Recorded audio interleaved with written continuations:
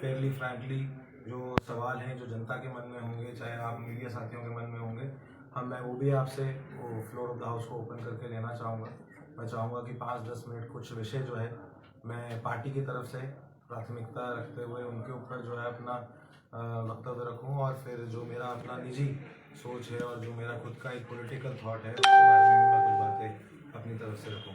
आप सभी जानते हैं कि 27 फरवरी हिमाचल प्रदेश की राजनीति में अपने आप में एक बहुत ही ऐतिहासिक दिन था, जब 6 कांग्रेस पार्टी के उस वक्त के विधायकों ने और 3 निर्दलीय विधायकों ने श्री हर्ष महाजन जी जो भारतीय जनता पार्टी के राज्यसभा के अब सांसद हैं और तब प्रत्याशी थे, उनके लिए जो है क्रॉस वोटिंग हुई थी। किस तरीके से गतिविधियां उसके बाद आगे चली और एक तरीके से हमें डिस्क्वालीफाई करा गया, जो मेरा मानना है, मेरा निजी मानना है, क्योंकि मामला सुप्रीम कोर्ट भी गया था बट हमने उसको विड्रॉ कर लिया था उसके बाद, क्योंकि हम जनता के पास जाना चाहते थे। तो जिस इलीगल राउट से ऑनरेबल स्पीकर ने हम 6 लोगों को जो है निष्कासित किया था, अवैध रूप से जो हमारा ओवरनाइट डिस्कशन हुआ था, परिस्थितियाँ ऐसी बनी कि फिर हमें जनता के दरबार में फिर से जाना पड़ा। हम 6 में से 2 जो है जीत के विकट परिस्थितियों के बीच में सुधीर शर्मा लखनपाल जी जीत के वापस लिया है। हम जो 4 थे unfortunately due to circumstances prevailing time हम नहीं आ पाए, और उसके बाद जो हमारे 3 साथी भी भारतीय जनता पार्टी में सम्मिलित हुए उसमें से श्री आशीष शर्मा भी जो है जीत के आए। अब बातें हर एक प्रकार की हुई। जब इलेक्शन का दौर था तब मुख्यमंत्री जी ने भी बड़ी अनेक प्रकार की बातें करी, प्रशासन की ओर से और हिमाचल प्रदेश की सरकार की ओर से भी हमें बहुत सारी बातें सुनने को मिली। 15 करोड़ की एक फिगर बार बार बोली गई कि जी ऐसा हो गया वैसा हो गया, इन्होंने अपना ईमान बेच दिया, इन्होंने अपनी पॉलिटिकल थॉट को बेच दिया। तो सबसे पहले तो मैं इस बात को क्लियर करना चाहूँगा, और आप जितने भी आज साथी आए हैं जो मेरी पॉलिटिकल हिस्ट्री के साथ भी जुड़े हुए हैं, जानते हैं कि 2020 में मैं एक इंडिपेंडेंट कैंडिडेट के रूप में एक हिस्टोरिक मार्जिन के साथ, ऐतिहासिक मार्जिन के साथ जिला परिषद जीता था। उसके बाद महज इलेक्शन से 1 महीना पहले मैंने कांग्रेस पार्टी ज्वाइन करी थी, और जो परिस्थितियाँ, सिर्फ अगर मैं गगरेट की ना बात करूँ, ऊना जिले की बात करूँ, चाहे भुट्टो जी की बात करूँ, अगर मैं हमीरपुर जिले में आशीष शर्मा जी की बात करूँ, डेरा में मैं अगर उषा सिंह जी की बात करूँ, अगर मैं साथी में नालागढ़ में केएल ठाकुर जी की बात करूँ, तो भारतीय जनता पार्टी का जो उस वक्त का लॉस हुआ था और कांग्रेस की जो सरकार बनी थी उसमें हम सभी का बहुत बड़ा योगदान था, और साथ ही में इनका भी एक बहुत बड़ा योगदान था। ये जो 10 गारंटियां हैं, 2 साल हो गए हैं, आज मुख्यमंत्री बोलते हैं कि हमने 5 गारंटियां पूरी कर दी हैं। तो गगरेट से, खासकर गगरेट की आवाज़ को उठाते हुए, जनता की आवाज़ को उठाते हुए भारतीय जनता पार्टी के प्रत्येक कार्यकर्ता एवं पदाधिकारी की ओर से मैं ये सवाल पूछना चाहूँगा कि इनमें से कौन सी 5 वो गारंटियाँ हैं या एक गारंटी है जो गगरेट के क्षेत्र के लोगों के लिए या यहाँ के मानव संसाधनों को या संसाधनों को आगे बढ़ाने के लिए पूरी करी गई है। मैंने भी जब अपना राजनीतिक करियर शुरू करा था और आज तक भी मैं हमेशा 3 चीज़ों की बात करता आया था, आज भी उन्हीं पे ही मैं अड़े हूँ। चाहे हम हेल्थ केयर की बात करते हैं, चाहे हम एजुकेशन की बात करते हैं, चाहे हम रोजगार की बात करते हैं, 3 इसमें मैं प्रमुख एग्जाम्पल्स देना चाहूँगा। जब हम बात करते हैं हेल्थ केयर की, सिविल हॉस्पिटल गगरेट आज वो कहाँ खड़ा है, कॉन्ट्रैक्टर्स को क्या प्रॉब्लम उसमें फेस हो रही है, उसका जो आगे डिस्पोजल ऑफ फंड होना था उसकी क्या कहानी है, मेरे को लगता है कि मेरे को नहीं बोलने की ज़रूरत है। आप सभी जो आज भी यहाँ आए हैं और जो जनता है वो इसकी सच्चाई जानती है। जब माननीय मुख्यमंत्री जी भंजाल आए थे, अगर हम अब एजुकेशन की बात करते हैं, तो मैंने बहुत ज़्यादा अपनी तरफ से प्रेशराइज करके जो है, क्योंकि डे बोर्डिंग स्कूल की जो स्कीम थी वो भी इन 10 गारंटीज़ का पार्ट था। तो राजीव गांधी जो डे बोर्डिंग स्कूल हमने चयनित कराया था, रेवेन्यू लैंड जो है हमने सेलेक्ट कराई थी सिंगनई गाँव में, उसका जो हमने पहली किस्त डलवाने की भी बात करी थी।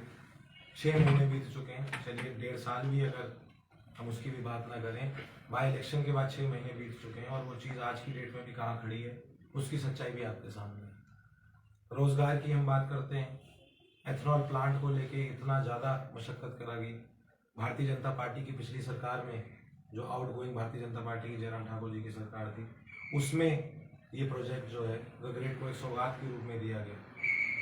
1.5 साल मैंने उसके ऊपर वर्किंग करी। आप जानते हैं कि उसके ऊपर भी मुख्यमंत्री और जो PSU जिसको अवार्ड हुआ है वो प्रोजेक्ट HPCL, हमने अनेकों राउंड्स ऑफ डिस्कशन करा, कभी उनको शिमला लेके जाना, उनके साथ फिर यहाँ पर लैंड एक्विजिशन की बातें करना। आज वो प्रोजेक्ट के पिछले 6 महीने में क्या स्टेटस है उसकी सच्चाई भी आपके सामने है। आज जो व्यक्ति चुन के आए हैं उनको सिर्फ दूसरे की बुराइयां गिनवाने के अलावा अपनी अच्छाई दर्शाने के लिए एक चीज़ नहीं है।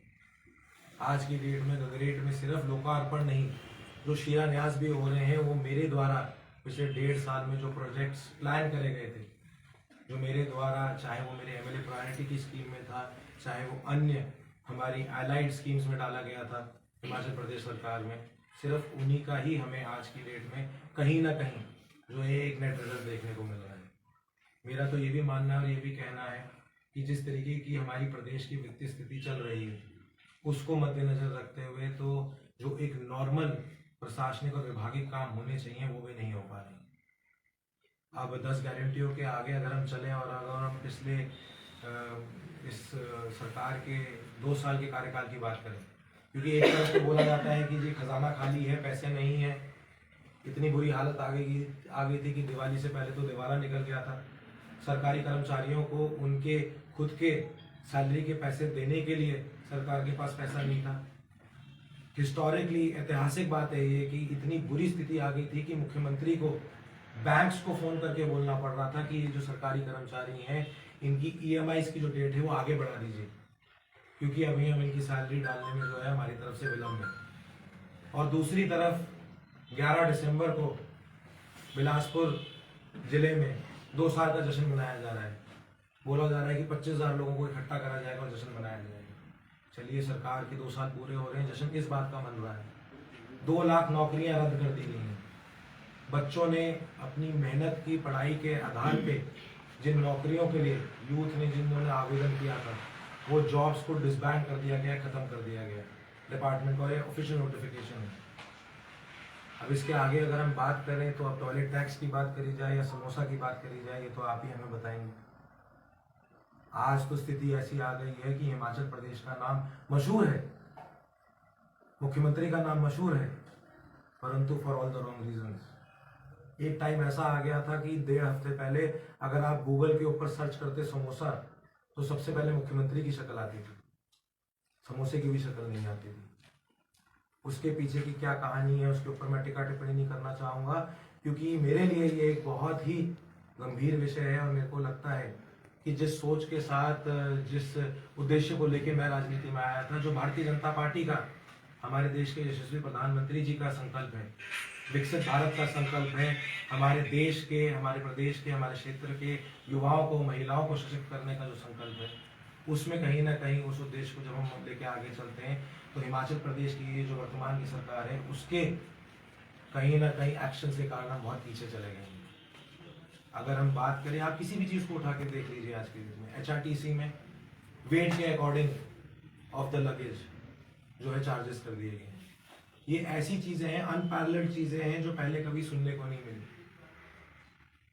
ऐसा हो गया है कि हाई कोर्ट के और सुप्रीम कोर्ट के भी निर्देश इस हिसाब के आ रहे हैं कि हमारा जो हिमाचल भवन है, क्योंकि हम पावर कॉरपोरेशन का जो एक प्रोजेक्ट था उसकी पेमेंट्स नहीं कर पा रहे हैं, तो हिमाचल भवन को भी जो माननीय हमारा उच्च न्यायालय है शिमला का, उसने उसको भी नीलाम करने के जो ऑर्डर दे दिए। 18 HPTDC की प्रॉपर्टी बंद कर दी गई है। एक तरफ 680 करोड़ रुपए स्टार्टअप योजना के तहत लगाने की बात करी गई थी, 5 लाख नौकरियां देने की बात करी गई थी। मैंने खुद ये चीजें प्रोपोगेट करी थी जनता में जाके। तो आज जो व्यक्ति कांग्रेस पार्टी की सिंबल के ऊपर चुन के आया है वो क्या जवाब दे रहा है? जो मुखिया ऊपर बैठा हुआ है उसके पास क्या विजन के आधार पे आगे काम दिखाने के लिए अपना रिजल्ट है? तो मेरा मानना है कि बहुत ही ज्यादा एक दुर्भाग्य की स्थिति जो है हमारे प्रदेश में और हमारे क्षेत्र में आके खड़ी हो गई है। जैसे मैंने हमारे क्षेत्र के प्रतिनिधि के बारे में भी कहा कि दूसरे की बुराई गिनाने से अलावा उनको फुर्सत और किसी चीज के लिए नहीं। एक आप मेरे को काम बता दीजिए, एक मेरे को एक सिंगल आइटम चीज दिखा दीजिए जो उनके पर्सनल या पार्टी के कर कमलों के द्वारा गगरेट क्षेत्र में स्थापित की है। एक विजन भी हो या बात भी हो। चैतन्य शर्मा का तो इलेक्शन जून में उसका रिजल्ट आ चुका था।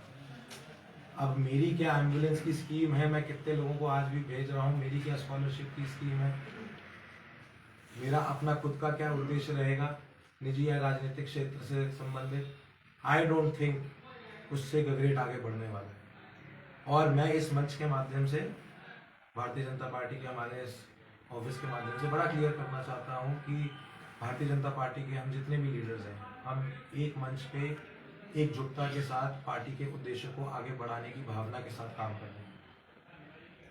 तो चाहे श्री राजेश ठाकुर जी हों, चाहे और भी अन्य कोई लीडर हों, चाहे सुशील सर हों, चाहे विष्णु जी सर हों, हम सभी आज हमारे बीच में हमारे वर्तमान के मंडल के हमारे जनरल सेक्रेटरी साहब अजय जी भी हैं, हमारे डिस्ट्रिक्ट के वाइस प्रेसिडेंट साहब प्रदीप जी भी हैं, हमारे बड़े परम आदरणीय पूर्व में रहे मंडल अध्यक्ष सुरेश ठाकुर जी भी हैं, मैडम मंजू जरियाल जी जो प्रदेश में दायित्व निभा चुकी हैं महिला मोर्चा में, संगीता जी जो जिला पार्षद हैं वार्ड नंबर 16 से, साथ में मेरे बड़े भाई पंकज जी जो हमारे तेज तर्रार युवा प्रधान हैं लोअर अंदौरा से।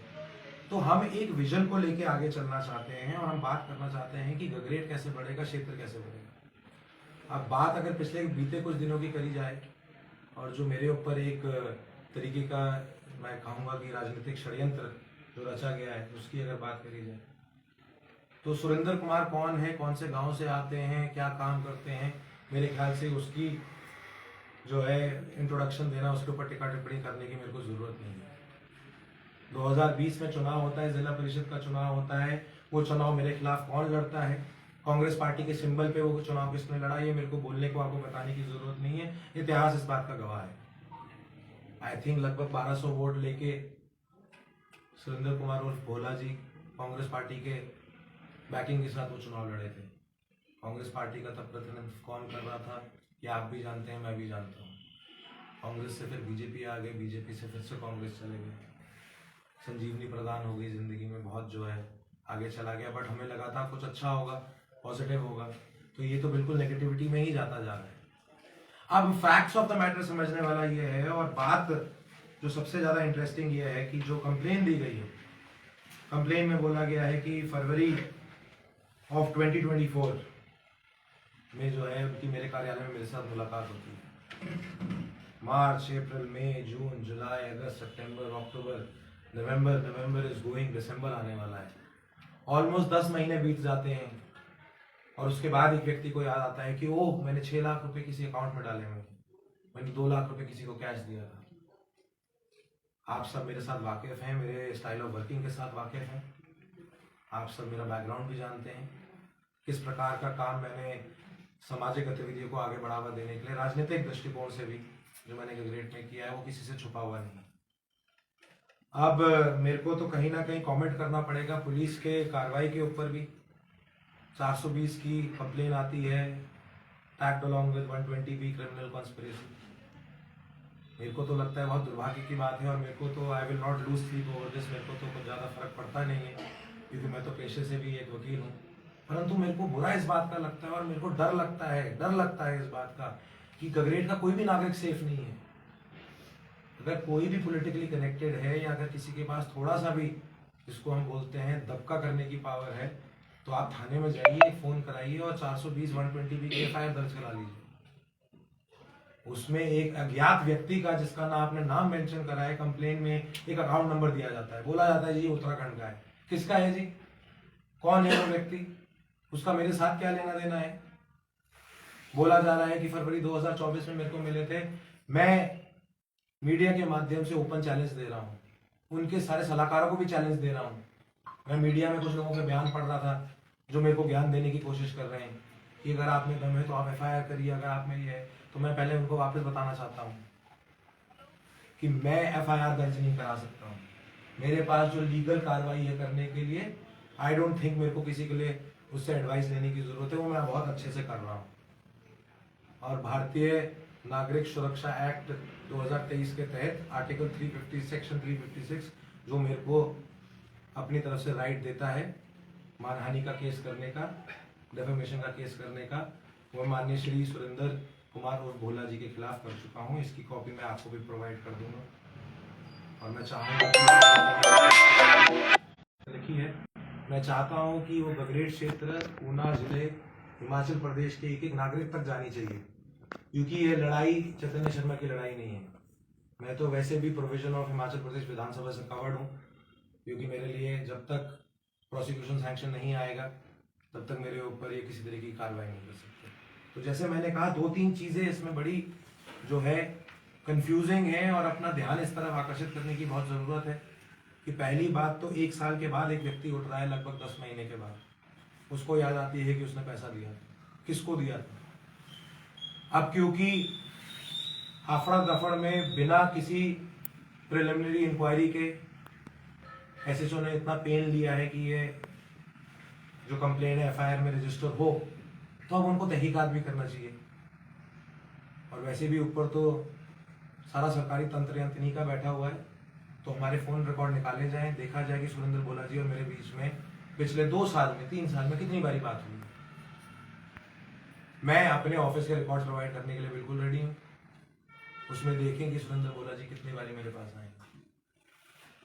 जहां तक बात करी जाती है पीडब्ल्यूडी के कॉन्ट्रैक्ट्स की, अगर मैं बात करूं साथ में हमारे प्रिवेंशन ऑफ करप्शन एक्ट की, तो उसमें सेक्शन 8 के तहत सुरेंद्र भोला जी ने अपने आप को सेल्फ इनक्रिमिनेट भी कर लिया है ब्राइब देने के जुर्म में। जो हमारा भारतीय एक्ट है उसके अंतर्गत ये बोला जाता है कि अगर आपने ब्राइब दी है और आप 7 दिन के अंदर उस बात को नियरेस्ट पुलिस स्टेशन में या पुलिसकर्मी को रिपोर्ट कर देते हैं, तो आप फिर कवर हो जाते हैं विसल ब्लोअर एक्ट में।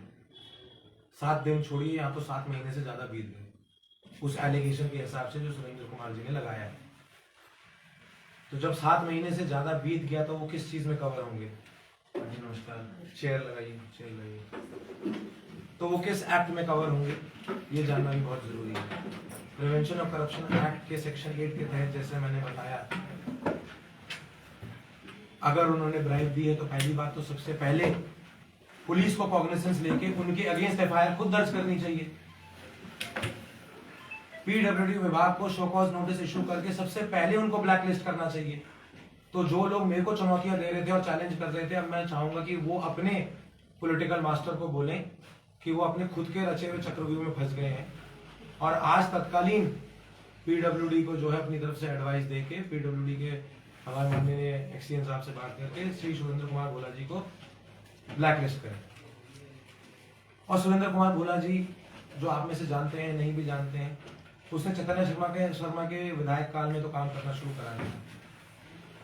मैं अगर बहुत ज्यादा पीछे भी ना जाऊं तो माननीय श्री राकेश कालिया जी 2012 से लेकर 17 तक भी विधायक थे, हो सकता है तब भी करे होंगे। 2017 से 22 तक माननीय श्री राजेश ठाकुर जी भी विधायक थे, हो सकता है तब भी करे होंगे। पीडब्ल्यूडी के में तो आपको भी पता है प्रथा क्या होती है, काम एक लगता है, बैक टू बैक में कोई दूसरा ले जाता है। तो आई एम प्रीटी श्योर कि एक व्यक्ति जो खैरों के पेड़ भी काटते हैं एलिजेडली, जो मेरे को सुनने में आया, जिनकी मेरे को पता है टाइलों की फैक्ट्री भी है, जेसीबी भी है, जो कहीं ना कहीं ठेकेदारी भी करते हैं, तो वो एक चीज तक तो सीमित रहे नहीं होंगे। तो कहीं ना कहीं पब्लिक डोमेन में सारी बातें आनी चाहिए और उनकी सारी चीजें क्लियर होनी चाहिए। मैं एक पब्लिक इंटेग्रिटी के साथ, एक पब्लिक स्टैंडिंग के साथ पिछले 4 साल में ग्रेट में काम कर रहा हूं। अगर किसी तरीके का मिसफॉर्चून किसी के साथ हुआ तो वो तब रिपोर्ट होना चाहिए था। 7 महीना बीत गया और आपके पास एक चीज दिखाने के लिए नहीं है, बोलने के लिए नहीं है, कोई रिकॉर्ड नहीं है। अब 2 साथी अगर मेरे साथ चलते थे या उनमें से एक अभी मेरे साथ है, तो आपने सिर्फ क्योंकि करंट सिचुएशन में अपना कोई पॉजिटिव दिखाने के लिए नहीं है, तो एक और नेगेटिव जो है मेरे साथ जोड़ने की कोशिश कर ली। परंतु क्योंकि ये मेरी खुद की कमाई हुई गुडविल, रेपुटेशन के साथ एक बहुत बड़ा रिलेटेड इशू है, तभी मैंने ये जो कानूनी कार्रवाई है जो है इसको आगे बढ़ाया है। और मैं आप सभी के माध्यम से जनता को भी क्लियर करना चाहूंगा, मीडिया के साथियों को भी क्लियर करना चाहूंगा और खास रूप से अपने पॉलिटिकल प्रतिद्वंदियों को ये बात क्लियर करना चाहूंगा कि मेरे को किसी प्रकार की एडवाइस की, किसी प्रकार की सलाह की जरूरत नहीं है। मैं सारी लीगल कार्रवाई बिल्कुल अब एंड तक लेके जाऊंगा और इसमें ना किसी तरीके का कॉम्प्रोमाइज होगा, ना किसी तरीके की छूट होगी। जो सच्चाई, और मेरा पुलिस से खास तौर पर निवेदन रहेगा, क्योंकि जिस तरीके का हमें प्रशासनिक शासन की तरफ से दबाव देखने को मिलता है 6 महीने से, तो हम देख ही रहे हैं। और हमारे लिए तो ये कोई नई चीज नहीं है। एक तरफ श्री आशीष शर्मा जी हैं, अभी फैमिली के किसी मेंबर को उठा के 3 जिला दूर भेज दिया गया है, जिनका अभी 2 साल का बच्चा हुआ। कभी ब्रदर के ऊपर एफआईआर कर दी, कभी चाचा के ऊपर एफआईआर कर दी। केएल ठाकुर जी के जितने बिजनेसेस थे वो सारे बंद कर दिए गए। रवि ठाकुर जी की बात करी जाए, इंद्रदत्त लखनपाल जी की बात करी जाए, उनके घर तक अटैक कर दिया गया सरकार के द्वारा। सरकार के प्रतिनिधियों के द्वारा में करते हैं देवेंद्र भुट्टो जी की, उनके जो खुद के बेटे हैं या देवेंद्र जी खुद हैं, हर दूसरे दिन उनको किसी FIR के मामले में सरकार जो है कभी थाने में बुला रही है, कभी कोर्ट के चक्कर लगवा रही है। राजनीतिक लड़ाई तो राजनीतिक रणभूमि में लड़ी जाती है, कोर्ट कचहरियों में नहीं लड़ी जाती, और पॉलिटिकल प्रेशर से पुलिस के प्रेशर से नहीं लड़ी जाती। परंतु जैसे मैंने कहा, भगवान की कृपा से, अपने माता पिता के आशीर्वाद से I am very much qualified to do this. और मैं ये बात बड़ा क्लियर करना चाहता हूँ कि जिस तरीके का ये एक पॉलिटिकल चैलेंज मेरे को दिया, मैं इसको एक्सेप्ट करता हूँ और मैं इसको अब बिल्कुल एंड तक लेके जाऊंगा। मैं इसमें अपनी तरफ से कोई कसर नहीं छोड़ूंगा। एक बात और मैं बिल्कुल हाईलाइट करना चाहता हूँ, जैसे आपने सभी ने बीते कुछ दिनों में देखा होगा, चाहे माननीय विधायक धर्मशाला श्री सुधीर शर्मा जी की स्टेटमेंट हो, चाहे हमारे माननीय पूर्व विधायक सुजानपुर श्री राजेंद्र राणा जी की स्टेटमेंट हो, सरकार अपने खुद के घेरे में खुद ही आ गई है। ईडी की कार्रवाई जिस प्रकार से जो छापे हमीरपुर में मारे गए और भी अन्य जगहों में मारे गए, उसमें 2-4 लोग जिनको बोला जाता है जी मुख्यमंत्री के करीबी हैं, सिर्फ उनके ऊपर किसी तरीके का अब आक्षेप नहीं लगा है या वो सिर्फ किसी चीज में एक्यूज नहीं बने हैं, उनको एक्चुअली अरेस्ट करा गया है। अब वहां पर सारी चीजें जस्टिफाई होती हैं जब मुख्यमंत्री जी बोल देते हैं कि जी नदौड़ का हर एक व्यक्ति जो किसी चीज में फंसे उसका ये जरूरी थोड़ी कि मेरे साथ लिंक है। तो मापदंड तो फिर सभी के लिए एक होने चाहिए, या तो सभी के लिए अलग अलग रख लीजिए या सभी के लिए एक रख लीजिए। क्योंकि वो मुख्यमंत्री है तो इसका मतलब ये तो नहीं है कि उनके लिए मापदंड अलग है। तो जैसे मैंने कहा, चाहे सुधीर शर्मा जी हो, चाहे राजेंद्र राणा जी हो, उन्होंने भी जो अपनी तरफ से बात रखी, मैं उसी बात का समर्थन करते हुए, उस बात को आगे ले जाते हुए अपनी तरफ से भी ये बात रखना चाहूंगा कि जिस तरीके से प्रशासनिक संसाधनों का दुरुपयोग किया गया है, उसको जानना और समझना बहुत ज्यादा जरूरी है। जनता तक उसकी सच्चाई जानी चाहिए, और जिस तरीके की कानूनी कार्रवाइयां अब आगे चल रही हैं, आई एम वेरी श्योर कि जो सच है वो सामने आएगा। अंत में मैं यही कहना चाहूंगा कि ये तो मेरे लिए एक डे टू डे रूटीन की कार्रवाई है। मेरा आज का जो उद्देश्य था आपके साथ और भी विभिन्न मुद्दों के ऊपर चर्चा करने का था।